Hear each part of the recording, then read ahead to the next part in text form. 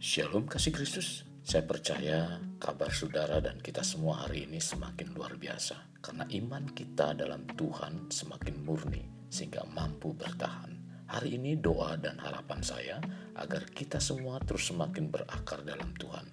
Mari tetaplah melekat dalam Tuhan melalui renungan hari ini. Dengan demikian kita semakin menempatkan Tuhan sebagai penguasa tunggal dalam hidup kita. Kita berdoa.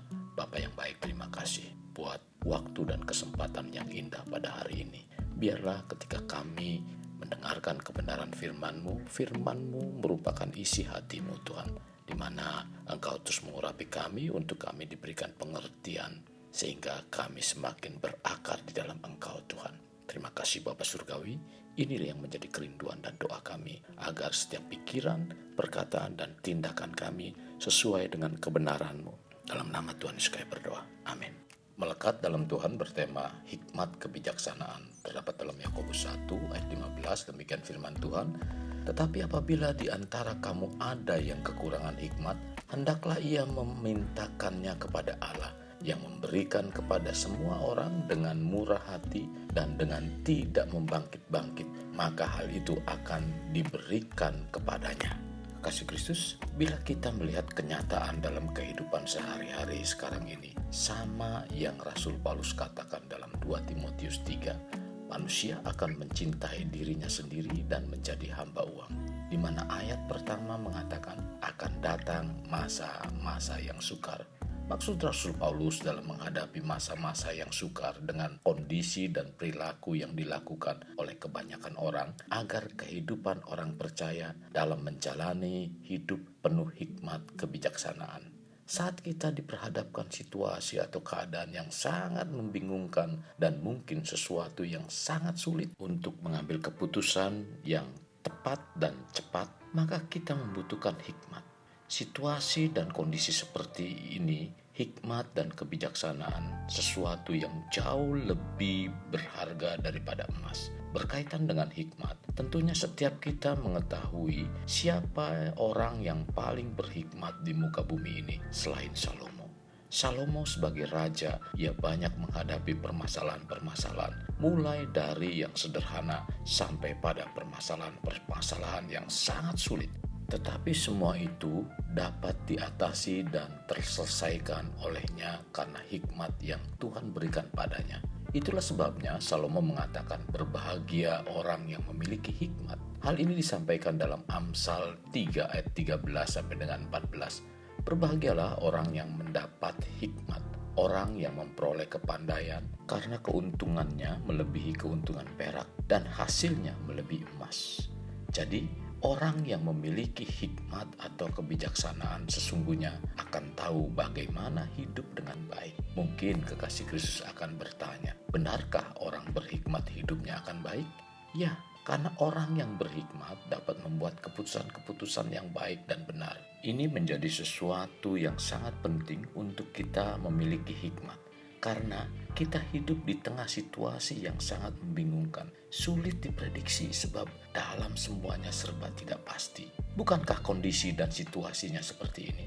Bila situasi dunia seperti ini, pastinya kita sangat menyadari betapa berharganya kemampuan untuk kita dapat mengetahui apa yang harus kita putuskan dan membuat keputusan-keputusan yang baik dan benar. Bila demikian, memiliki hikmat itu merupakan hal yang sangat penting untuk kita. Bagaimana mungkin kehidupan kita memiliki hikmat? Sementara dalam mencari Tuhan saja kita abai.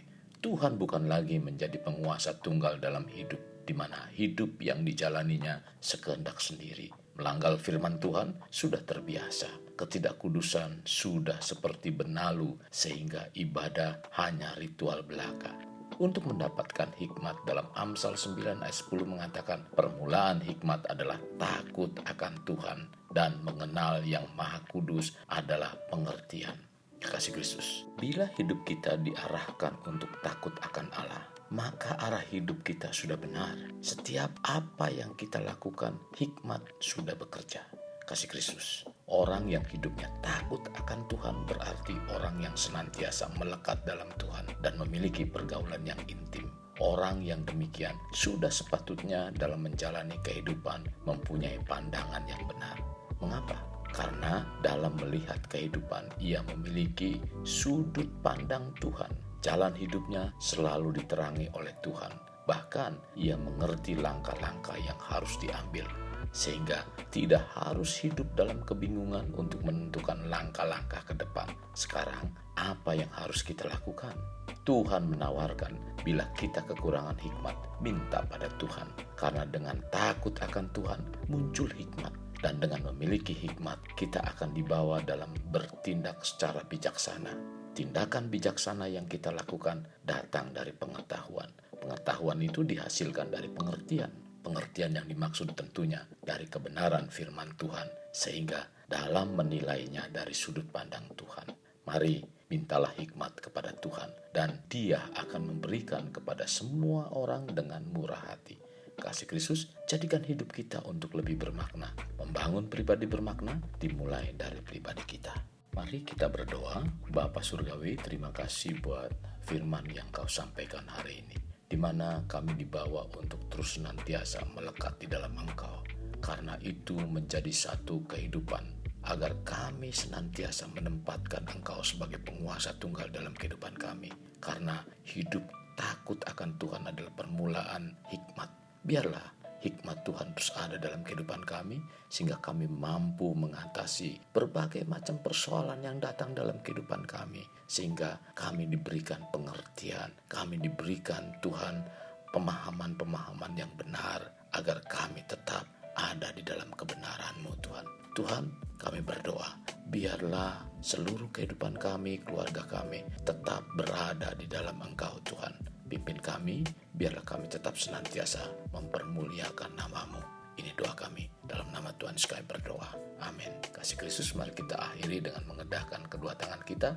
Terimalah anugerah berkat dari Allah Bapa, kasih sayang daripada Yesus Kristus, dan persekutuan dengan Roh Kudus yang mencurahkan berkat secara rohani, berkat secara jasmani, dan berkat secara ekonomi, di mana berkat Abraham, berkat Ishak, berkat Yakub dicurahkan dan dilimpahkan dari saat sekarang sampai Maranatha tiba, dalam nama Tuhan Yesus. Amin. Sampai jumpa di renungan berikutnya. Tuhan Yesus memberkati. Jangan lupa like, share, dan subscribe.